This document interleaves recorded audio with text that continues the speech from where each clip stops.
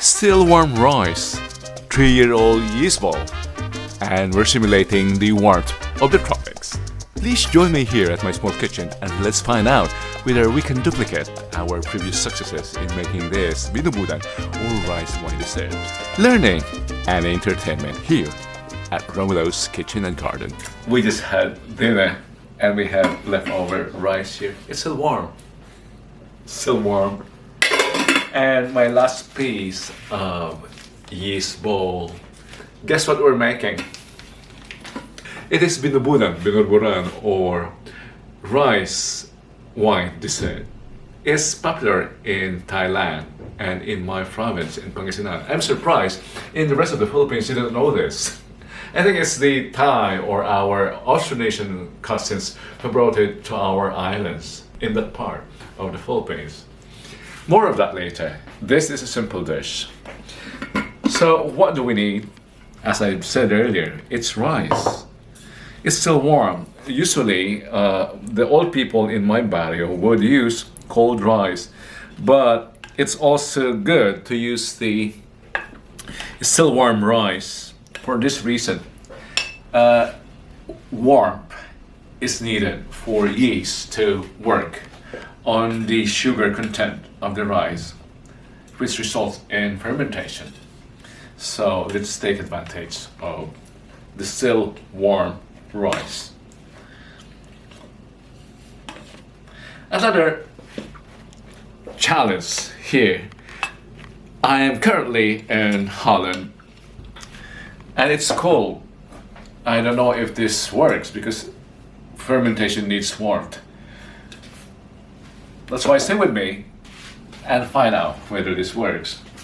I have here yeast bowls. If you're curious, this is how it looks like. I bought this from the Chinese grocery. We just need to pound this.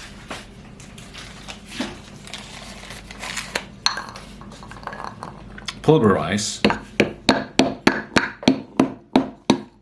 Yeah, look.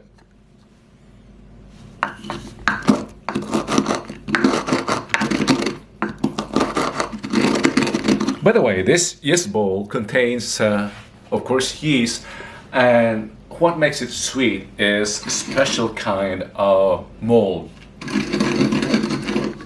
There's the name of the mold here on your screen.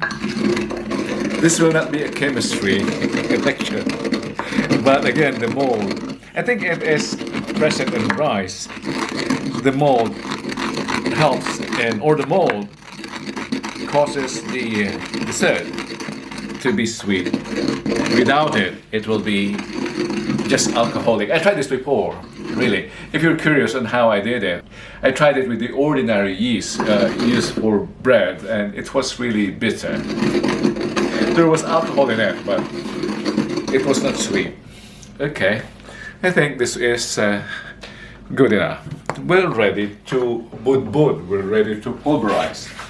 I need this. Oh, it has become dusty. By the way, this is not dust. This is the. I'll add it as well. Yeah. Yaran. Okay. Let's work on the rice.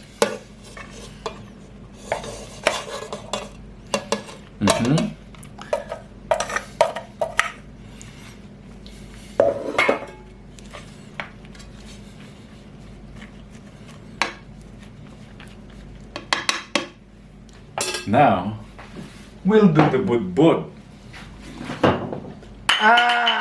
Okay, my cameraman missed it.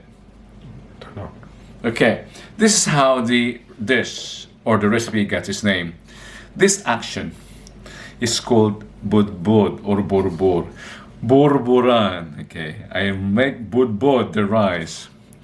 Bud, meaning to cover or to sprinkle on. Bud. Let's turn the rice.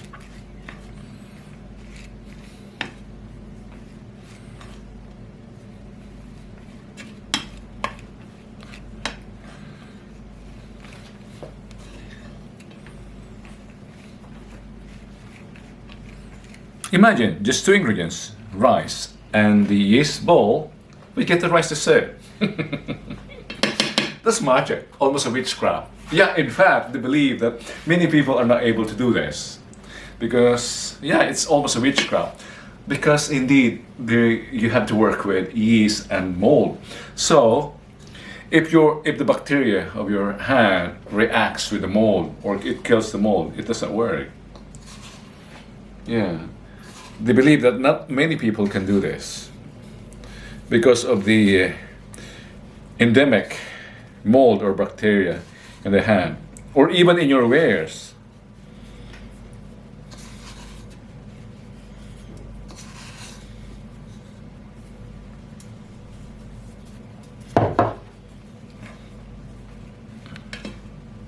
Mix.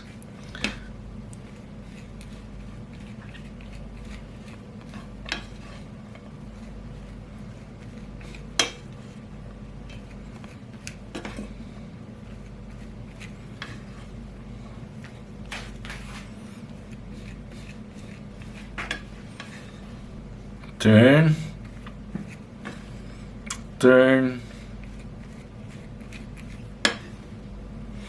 Some would use their hands, but I don't trust my hands. I don't trust my hand.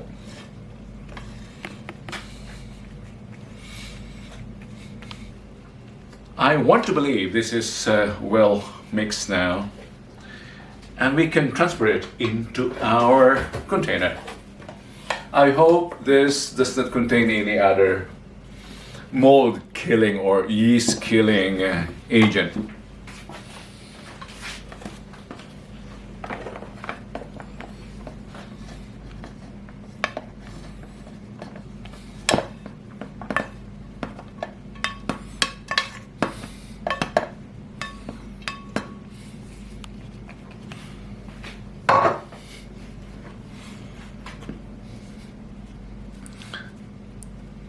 I'm not adding them. And just flatten.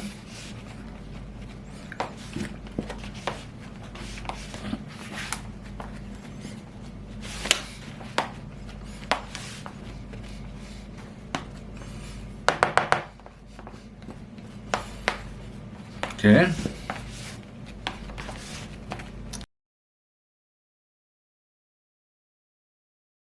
Let's cover it and keep it at a warm place. The challenge now is, where's the warm place in the house during the winter?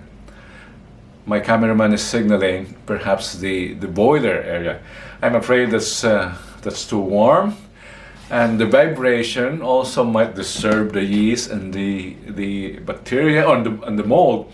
So I think the modem is warm enough to stimulate fermentation. Let's go to the modem. This is where my modem is. Look, this is my modem, my internet modem. And it's warm, indeed, warm.